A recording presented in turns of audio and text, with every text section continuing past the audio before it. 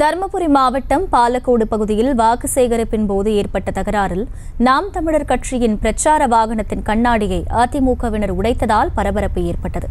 கூடுதல் விவரங்களை செய்தியாளர் வெற்றிவேல் வழங்க கேட்கலாம். வெற்றிவேல், வணக்கம். முழு விவரங்கள் என்ன?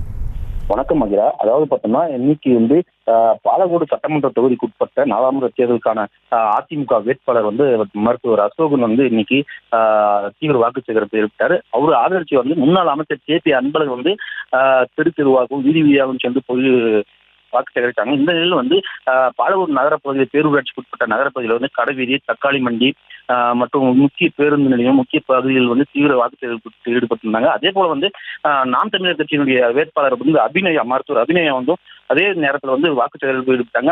அவங்களும் அதே தேர்தல் பகுதியிலும் வாக்கு சேகரிப்பு ஈடுபட்டாங்க.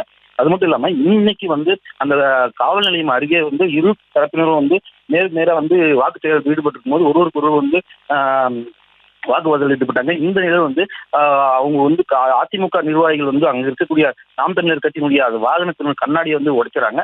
அதனால காவல்துறையும் அங்க எந்த ஒரு ஒரு ரியாக்ஷனும் கொடுக்காம அந்த நாம் தமிழர் கட்சியினுடைய வேட்பாளர்களை அவங்களுடைய தொண்டர்களை நீங்க வெளியில் போங்க முதல்ல அப்படின்னு சொல்லி அவங்களும் மட்டும்தான் ஒரு சிறப்பா சொல்லி வாக்குவாதத்தில் ஈடுபடுறாங்க. அது மட்டும் இல்லாம அங்க இந்த நாம் தமிழர் கட்சியினுடைய கூட்டமும் குறைந்த அளவே இருந்ததுனால அதிமுக தொண்டர்கள் அதிக அளவு இருந்ததுனால கூட்ட நெரிசல் ஏற்படுத்தி இதனால போக்குவரத்தும் பாதிக்கப்பட்டது.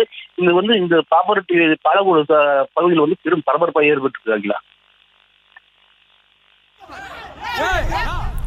முழு விவரங்களுக்கு நன்றி வெற்றிவேல். செய்திகளை உடனுக்குடனும் துல்லியமாகவும் தெரிந்து கொள்ள சப்ஸ்கிரைப் பண்ணுங்க.